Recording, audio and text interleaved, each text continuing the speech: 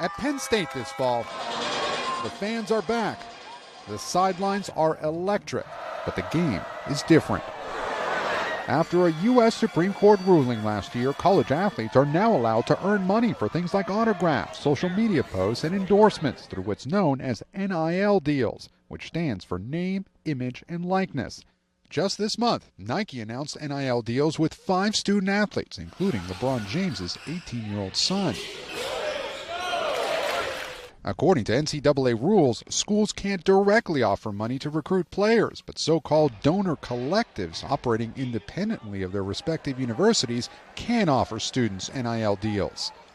Roman Bravo Young is a 2-time national champion wrestler at Penn State who chose to come back for a 5th year in part because of NIL deals, including with the local restaurant. I can help out my family, take care of myself, because at the end of the day, wrestling is all I got. This is what I rely on, so it's cool that I can get money to help provide for myself. Of the 850 athletes at Penn State, roughly 725 of them are not on full scholarships.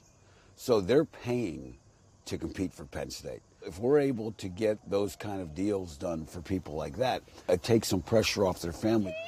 Jay Paterno and other alumni are organizing these pools of money to help college athletes get paid through NIL deals, including women who are often in less lucrative sports. We set up a collective called Success with Honor, and that collective is working with athletes to find legitimate opportunities. We're not giving a guy $30,000 to show up and do autographs. We're assessing what the fair market value would be and what people are willing to pay. Jay's father, Joe, of course, was the winningest coach in Division I college football history, whose legendary career abruptly ended in 2011 amid allegations he failed to take action during the university's child sex abuse scandal. Jay Paterno is now on the board of trustees as college sports reach a turning point. I think we are at a point in the history of college athletics where we got to be honest with ourselves. With $8 billion in TV deals for the Big Ten, for example, we're in the sports entertainment business. Are we seeing the wild west of recruiting right now?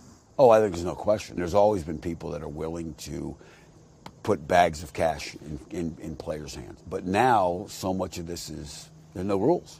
NBC News has reviewed copies of NIL contracts promising high school athletes thousands, even millions of dollars.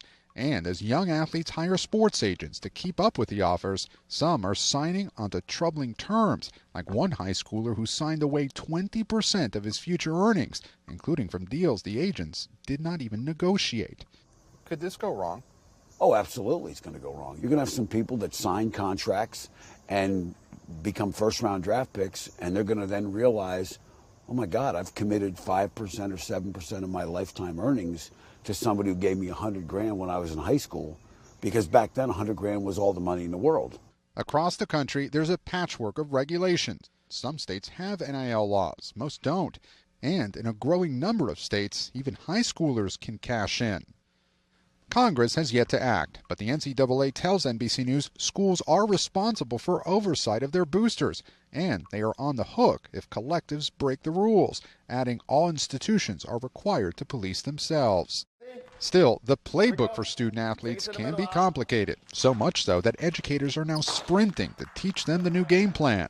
Like in Philadelphia, where this recent high school workshop focused on the potential pitfalls of signing a deal. You've got to understand what a contract says, and that way you can make sure that you're protected, right? Courtney Ultimus used to help pro athletes manage money on Wall Street. Now her company trains thousands of young athletes how to navigate NIL. As a high school student, I mean, it's impossible for us to expect them to understand how to manage it, to protect themselves. If we don't give them the right tools, they could be in, great danger of losing money.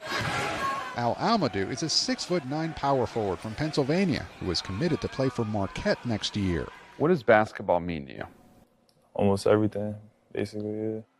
Earlier this year, a high school senior was approached about an NIL deal to make a digital trading card. You definitely profit a lot from it, but I just wasn't too sure about it. I'm still in high school. Almadou says he didn't take the deal, and he never asked about NIL during recruitment, not wanting colleges to think he was committing for the money. But he believes there are definitely NIL opportunities for him in college. This summer, a community service-focused donor collective signed the entire Marquette basketball team to NIL deals. What difference could this money make in your life? It could change my mom's life and my life, basically my family's life. Paterno says college athletes being able to make money was long overdue, but he worries about college sports recruiting turning into a bidding war. Is this good for college sports? As an old school guy, I'll tell you no. But as a guy who understands where the world is now and the money that's involved, they got to find a place to land this plane. How long before this gets out of control? Oh, I'm not sure it hasn't gotten there already. With every state having their own patchwork and schools writing their own rules, it's going to be sooner than later. One thing that is clear, NIL is a game changer. Gabe Gutierrez, NBC News, State College, Pennsylvania.